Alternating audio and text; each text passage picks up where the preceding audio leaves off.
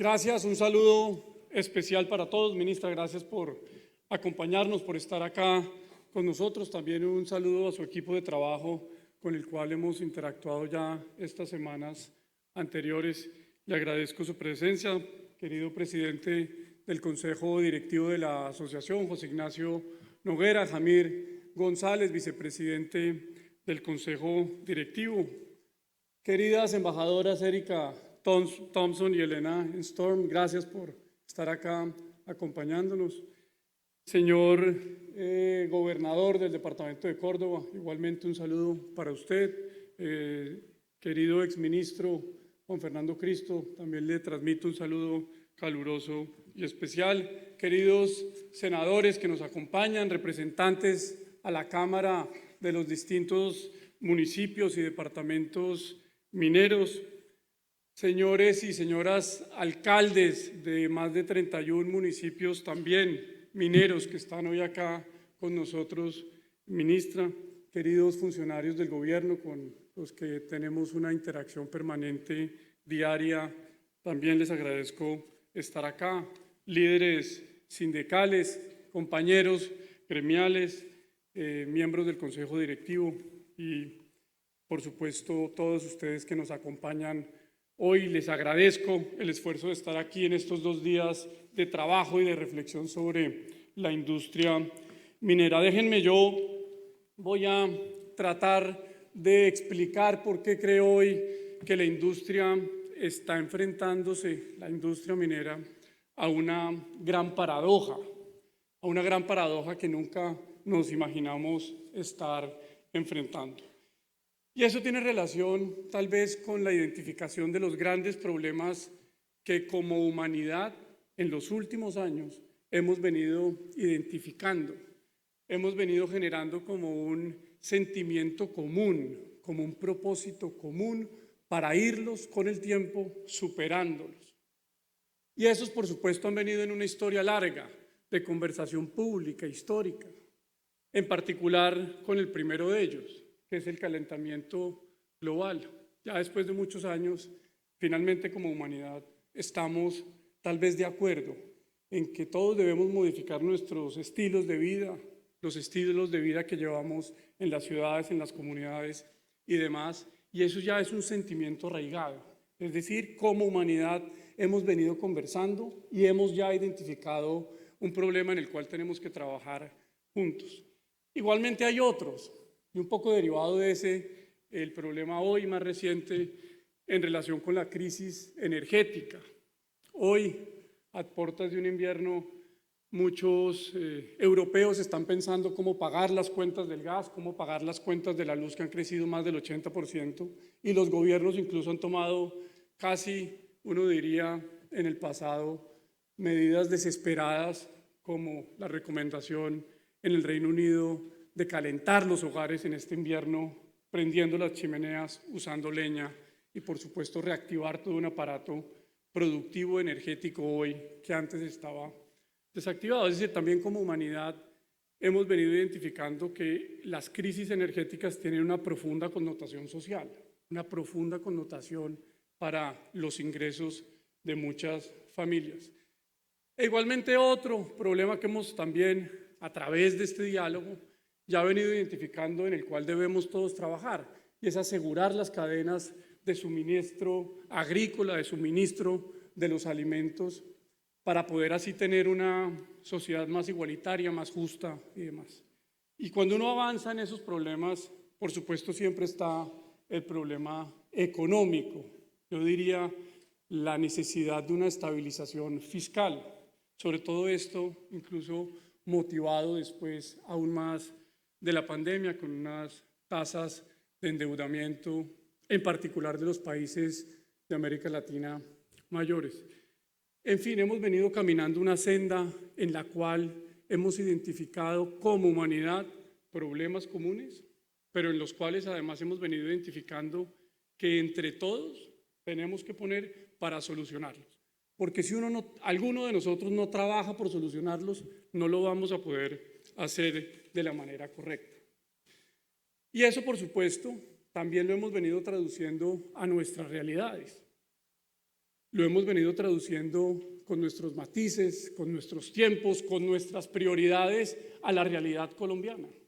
Un camino que a veces nos ha costado algo de convulsión, algo de polarización, que se ha manifestado incluso en marchas, en manifestaciones sociales, pero un camino algo convulsionado en el cual ya también hemos venido poniéndonos de acuerdo relativamente en cuáles son esos problemas que como colombianos tenemos que superar o tenemos que trabajar juntos.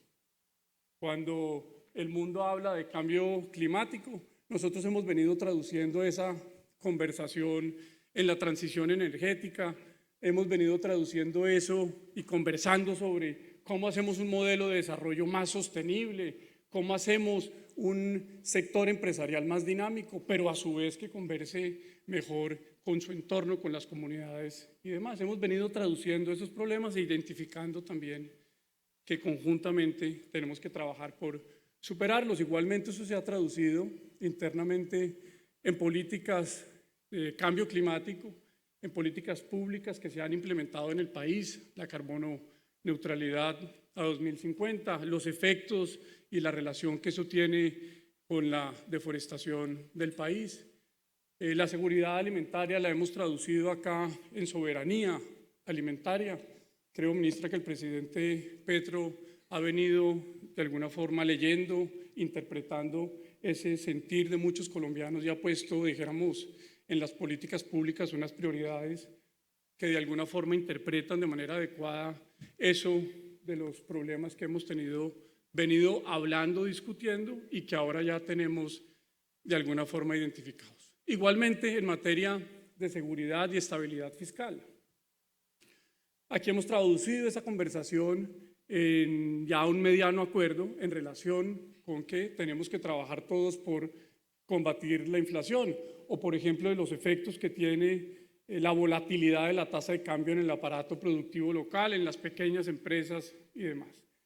Pero en el fondo de esa conversación, en el fondo de esa discusión, tal vez hay algo, un eje central también en lo cual nos hemos puesto de acuerdo, y es la lucha y la búsqueda de un país cada vez más igual, más equitativo.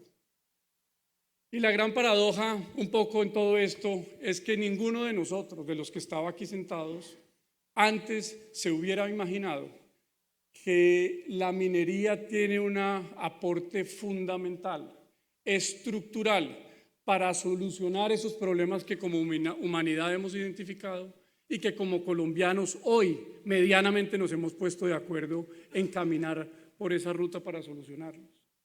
Nunca antes, en nuestros congresos anteriores, hace 2 años, hace 3, habíamos sentido el llamado de la responsabilidad que tiene la industria minera para superar esos problemas como de la humanidad. A través de la minería para la transición energética, a través de la minería de los minerales para la vida, a través de los minerales para los alimentos, a través de los minerales para la estabilidad energética y la seguridad económica de los colombianos. Cuando uno profundiza en esto en materia de los minerales para la transición energética y mira la lista, creo que por todos conocida, de los minerales que necesitamos, ministra, para las fuentes alternativas de energía, para generar energía con fuentes alternativas, pues la lista es muy grande. Aluminio, cromo, hierro, plomo, litio, por supuesto, níquel, coque y demás. Pero hay 2 minerales que son un común denominador, que se necesitan para generar energía de cualquier forma, de las que hoy conocemos como humanidad, que es el cobre y es el níquel. Y Colombia tiene un potencial significativo en esa materia. Muchos dicen, ministra, que en 15 años la humanidad, todos vamos a necesitar 7 millones de toneladas más anuales de cobre por año para suplir estas necesidades energéticas del país. Eso quiere decir que cuando mi hija Valentina se esté graduando de la universidad, pues, como un suspiro, vamos a tener como humanidad que haber descubierto explorado, estudiado, licenciado, construido y puesto en operación 5 minas, como la mina más grande del mundo, que a la humanidad, a todos, nos ha tardado casi 22 años en construirse y en ponerse a producir.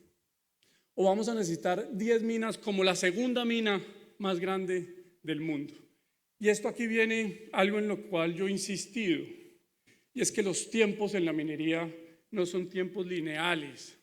Pareciera que se multiplicaran por un tiempo mucho más largo. Y uno se va volviendo viejo en esto y va viendo eso que es aún más realidad. Es decir, los tiempos en esto, los tiempos para la transición energética, los tiempos para suplir la demanda de cobre, suplir la demanda de níquel, de litio y demás, se nos están acortando. Y para eso es fundamental el conocimiento geológico del país. Es fundamental que rodeemos la exploración, que le demos el valor que tiene la exploración minera y la relación que tiene con el medio ambiente y sus implicaciones en materia de impacto ambiental, que no son como los colombianos creen. Y ahí tenemos que generar un entendimiento mejor. ¿Para qué? Para encontrar los minerales y para encontrar sobre todo el papel que debe jugar Colombia en la transición energética, no solo de los colombianos, sino también en el mundo entero. Solamente el 3% del país está titulado. Debemos, ministra, y quiero proponerle de pronto, para que lo pensemos aquí en adelante estos 4 años, hacer una misión, como el presidente lo ha mencionado, una misión por el conocimiento geológico del país. Creo que entre todos deberíamos caminar esa senda y construirlo. Igualmente, cuando uno habla sobre los minerales para la vida, los minerales para la vida que son necesarios para la concepción de vida moderna que hoy tenemos para nuestros hijos, para nosotros. Y cuando uno eso lo traduce en cifras un poco como para dimensionar esto, el DANE dice que los colombianos, para superar la brecha de vivienda que va de la mano, que es inherente a generar un país más igualitario, un país más equitativo, necesitamos 1.500.000 viviendas. Eso significa que para suplir eso necesitamos 21 millones de toneladas de cemento adicionales a las 13 que ya producimos y 1 billón de ladrillos adicionales a los que ya producimos. Y eso necesita necesariamente por todo el territorio nacional, cerca a donde se construyen esas casas, cerca a donde se construyen esas placahuellas para superar el déficit de infraestructura en vías terciarias, más minas. Y tenemos que ponernos de acuerdo para poder que en esos municipios existan más minas de calizas, de arcillas, de cuarzos, de feldespatos, porque si no tampoco vamos a poder superar esto. Y nuevamente aquí el níquel, el coque juegan un papel fundamental, porque todo esto necesita acero, sobre todo la infraestructura. Y si uno va un poco más allá, también el oro cumple un papel fundamental en estos minerales para la vida. El oro para las aplicaciones médicas, para las nuevas tecnologías e incluso ya cuando nos vamos poniendo viejos en estos minerales para la vida. Muchos de los medicamentos que necesitamos, sobre todo cuando uno come mucho, también necesitan de minerales para poder estar. Y por supuesto también los minerales para los alimentos. Cuando uno revisa las cifras y mira qué estamos importando como colombianos en materia de fertilizantes, pues la línea es creciente, cada vez demandamos más fertilizantes.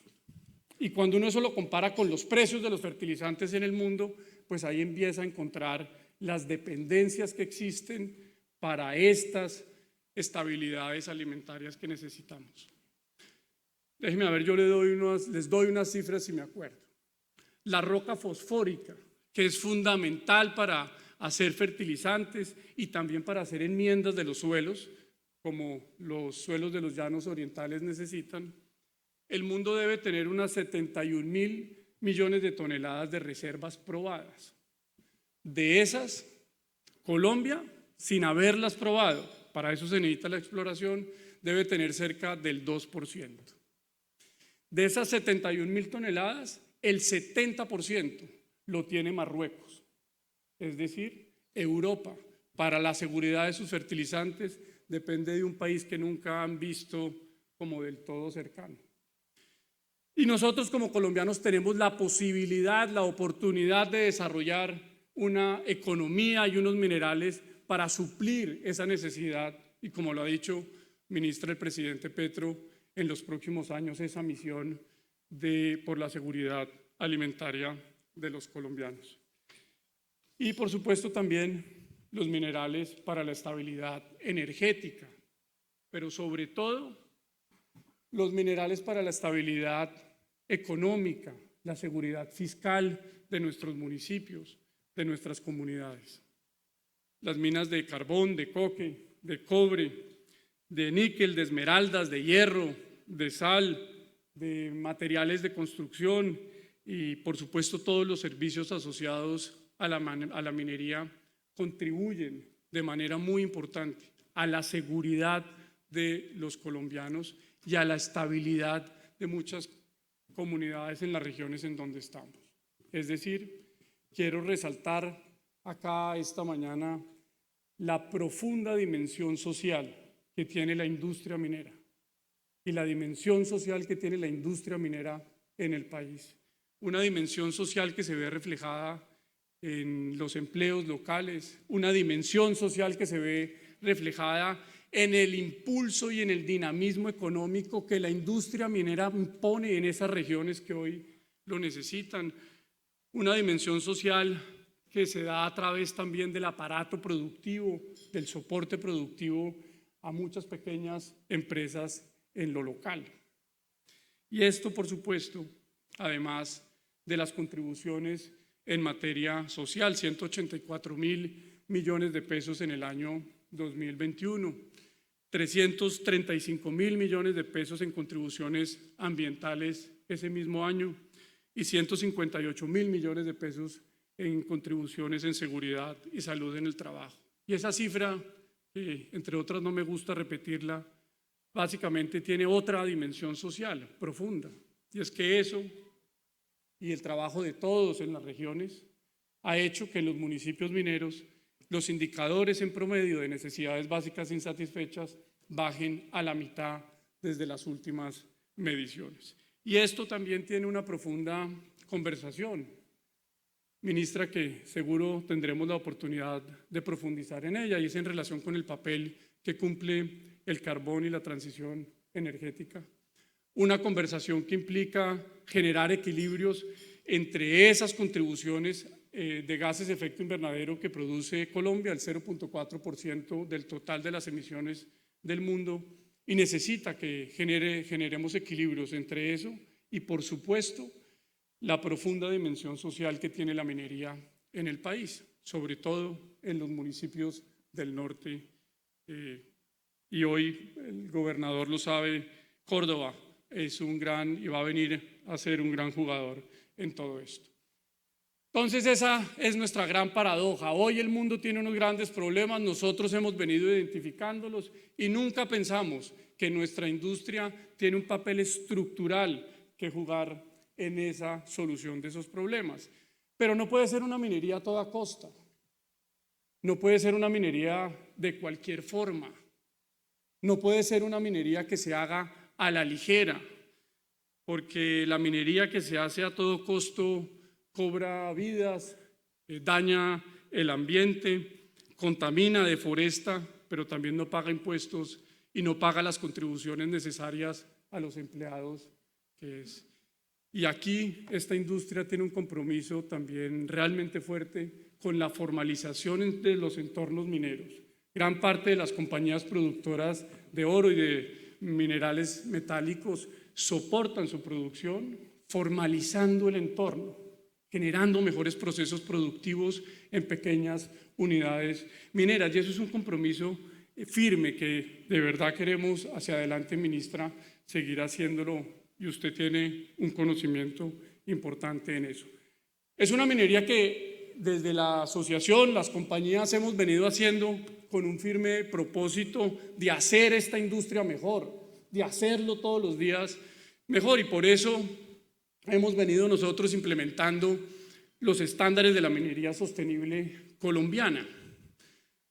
Esto no es menor, esto es un estándar de autorregulación vigilado por terceros, que además es transparente para las comunidades. Todas las comunidades pueden ir al avance en la implementación del estándar de minería sostenible, pero además que no nos inventamos nosotros, que hoy ese estándar lo siguen las economías además más sostenibles, que consideramos más sostenibles, pero que también al mismo tiempo son las economías más mineras: Australia, Canadá, Noruega, España y otras.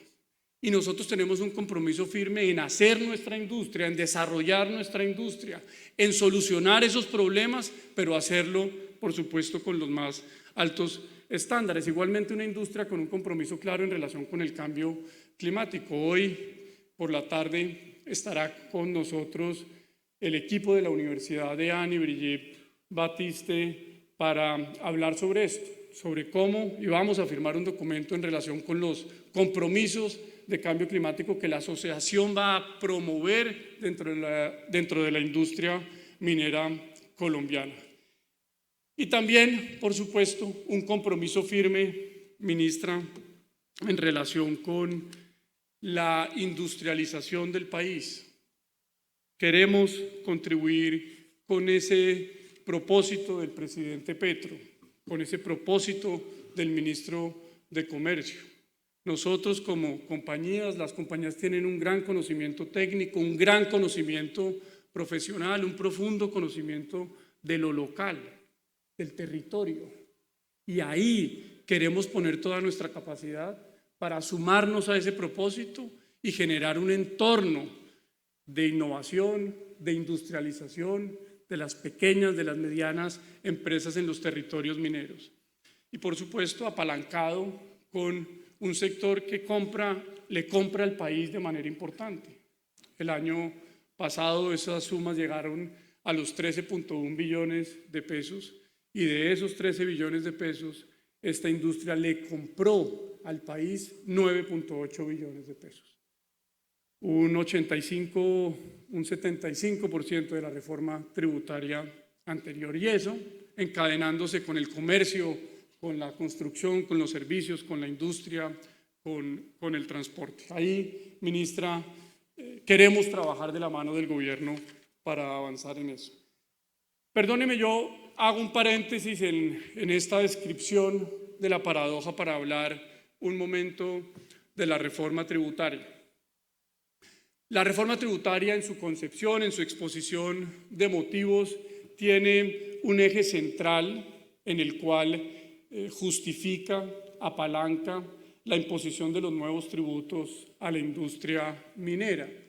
Y es que en un sector, en una industria de ciclos, que lo es, cómo el Estado se beneficia en los precios buenos, en los ciclos altos económicos del sector. Bueno, pues en parte de la discusión pasa porque el sector ya tiene incorporada en su estructura tributaria eso. Las contribuciones de este sector históricamente han estado alrededor de los 5 billones de pesos cuando uno habla de impuestos y de regalías. Y eso, este año, en un año de buenos precios, las contribuciones del sector, además sobre lo cual los invito a que estemos orgullosos y lo contemos con tranquilidad, este sector va a aportarle a la nación una cifra cercana a los 14.7 billones de pesos. Y dentro de esos 14.7 billones de pesos no está la reforma tributaria, es anterior a la reforma tributaria. Y esos 3 billones adicionales en morado son las contribuciones que se disparan en épocas buenas, con precios buenos como esto. Y eso, pues por supuesto, la reforma tributaria tiene una profunda implicación en la estructura tributaria del sector, haciendo que la tributación efectiva, haciendo que la contribución del sector al fisco nacional crezca en carbón térmico del 73 al 90%, en oro del 64 al 92%, en coque del 64 al 90% y en níquel del 71 al 87%, y eso tiene una dimensión social pues ahí reflejada. Ministra, yo sé que usted y yo lo hablamos, sé que esto está a cargo de los equipos técnicos del Ministerio de Hacienda, ahora también a cargo de la discusión en el Congreso. Pero permítame reiterarle que cuando ustedes en el gobierno hagan esas revisiones internas, en las conversaciones que usted participe, le pido el favor que transmita la preocupación de esta industria, o tal vez, si se quiere, la gran preocupación que tiene en relación con esa estructura tributaria y, por supuesto, también en relación con las contribuciones que todos tenemos que hacer. Pero estas cifras comprometen, por supuesto, la viabilidad de los proyectos futuros, de las minas de minerales para alimentos, de las minas para los minerales para la transición energética y, por supuesto, también compromete la viabilidad de muchas unidades empresariales mineras, medianas, grandes, en todo el país. Le pido el favor que usted tenga esa consideración y pueda llevar este mensaje donde lo considere. Muy bien, entonces, ¿cuál es la paradoja un poco y cómo se termina de resolver? Pues creo, así como nos hemos puesto de acuerdo y hemos caminado ese camino para identificar los problemas que hoy tiene la humanidad, con algo de convulsión, hemos venido identificando los problemas que como colombianos tenemos que también superar. No nos hemos puesto de acuerdo tanto en el cómo, pero sí ya tenemos medianamente identificado cuál es el norte. El presidente Petro lo ha sabido leer muy bien. Tal vez nos hace falta algo en esa ecuación para poder superar y generar un camino claro en superar eso, que es construir un propósito común por el desarrollo minero. Hoy, ministra, nos levantamos todos aquí y uno dice, uy, esto está difícil.